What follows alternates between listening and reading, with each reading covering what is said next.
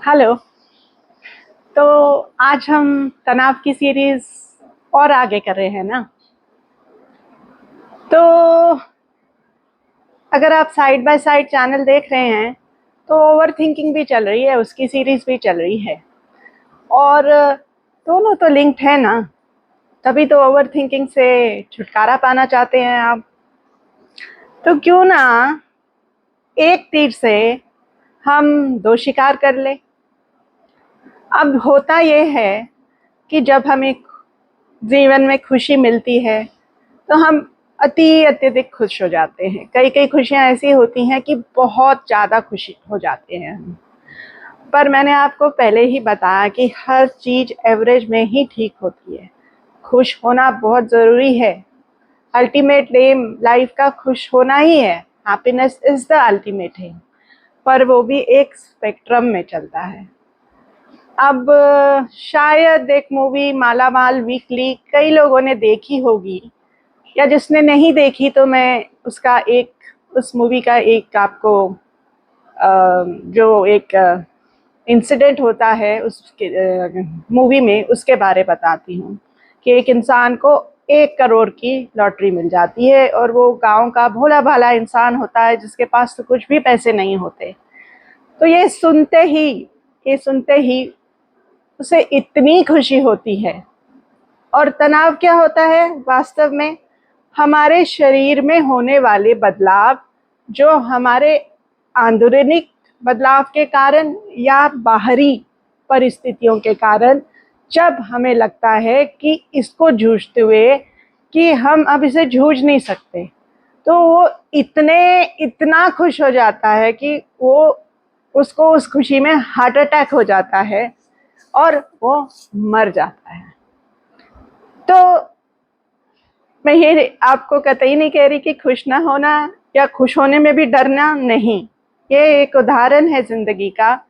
और इसके बाद मैं आपको बताना चाहती हूँ कि एक बार अकबर ने पूछा कि ऐसा कौन सा सेंटेंस वाक्य हो सकता है जिससे खुश इंसान और उसकी खुशी कंट्रोल में आ जाए, और दुखी दुखी इंसान उसका दुख भी कंट्रोल में आ जाए। तो अब खुशी तो सब चाहते हैं, तो शायद हमने कभी ऐसा सोचा भी ना हो कि खुशी कंट्रोल में आ जाए। पर हाँ, खुशी के साथ कई कई खुशियों के साथ ना बड़ी रिस्पॉन्सिबिलिटीज़ भी होती हैं। जैसे बेटी की शादी हुई तो पैसे का इंतज़ाम, हमारे को प्रमोशन मिली तो शायद हमारा ट्रांसफ़र होगा, पीछे बच्चे रह जाएंगे अकेले, उनकी देखभाल, पढ़ाई, हेल्थ, बहुत चीज़ें होती हैं।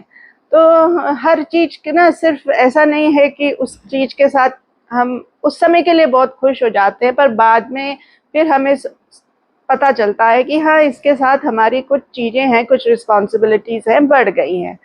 पर दुख में तो हमें ऐसा कुछ एहसास ही नहीं होता, हम दुखी ही रहते हैं, उसमें हमें कुछ पॉजिटिविटी कभी देखने की मिलती ही नहीं है।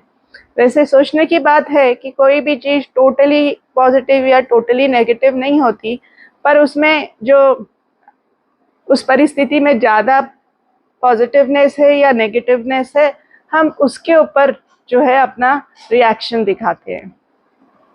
और जब हम